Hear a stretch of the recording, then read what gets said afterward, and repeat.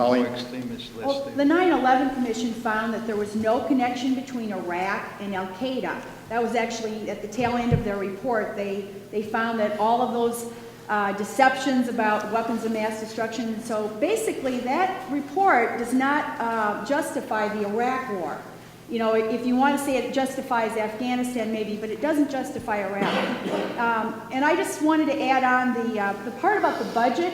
We're at 14, the debt ceiling was raised to $14.3 trillion. And, you know, you and others claim to be conservative.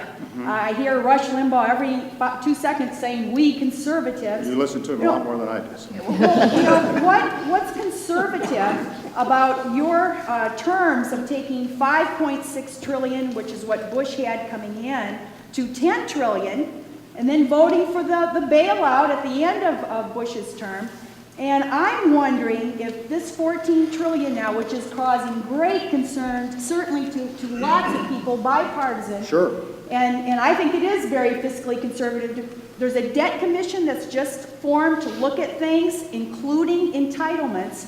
And I know that you used to favor privatizing Social Security. So would you now favor cutting some of those entitlements in order, and possibly privatizing Social Security in order to try to get that debt to come down? Wow. I'm worried about that because I know that you stumped for privatizing Bush's plan back in 2005. And it is, you just mentioned, it's one of the biggest sources of the debt. Social Security is, as you know very well, Colleen, it is a huge unfunded liability. It's nowhere near as big as Medicare in terms of unfunded liability. There is no question that both of those entitlements have to be addressed. You know very well they have to be addressed in a bipartisan way. No party can step in there and fix it. You know very well that President Bush expended his so-called political capital by saying that the system's in trouble and we have to fix it. It's not entirely clear what the Bush plan was. That was part of the problem, I would argue. He never really had a bill. He just had an idea. At one point, I went over to the White House to talk to them about this, and at that one point, there were 14 different bills in the House to address Social Security. Every one of them was different. I have said for a long time that I believe that we need to guarantee that the people who are on Social Security get every single dime that they're supposed to get. We have to look at what we're going to do, what that system is going to be, and I don't know what it is, what it's going to be for younger people. I have believed that it would be better if they owned it themselves. But whatever we do, we're going to have to sit down and address it, and there aren't many choices about what you can do.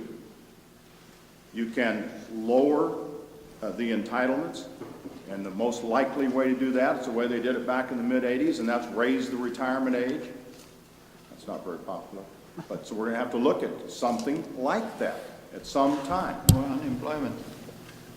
I'm sorry? If you raise the retirement age, you're going to get more unemployment because those people, they're trying to work longer and we don't have jobs for them.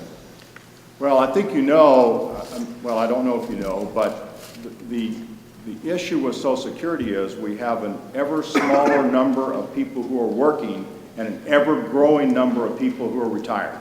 That's just a fact. It's not a Republican fact. It's not a Democrat fact. It's just a fact. You know, we went from over 30 to workers per retiree to 16, and now we're just over 2 workers per retiree, and it's getting worse because my age is starting to retire.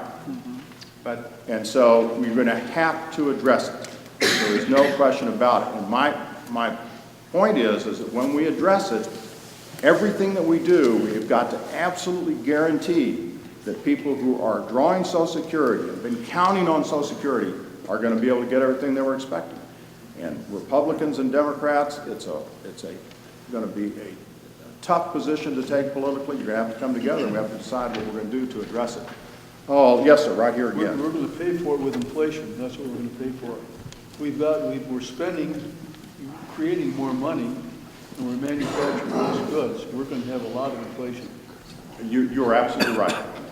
And we're going to have, by the way, there's no question that interest rates are going to go up here shortly. I think you would agree with that. Even the Chinese and the Japanese won't continue to loan us money at these interest rates. So we have got a giant problem. And I wish I had a magic wand, Colleen, but you know that I don't. Yes, sir.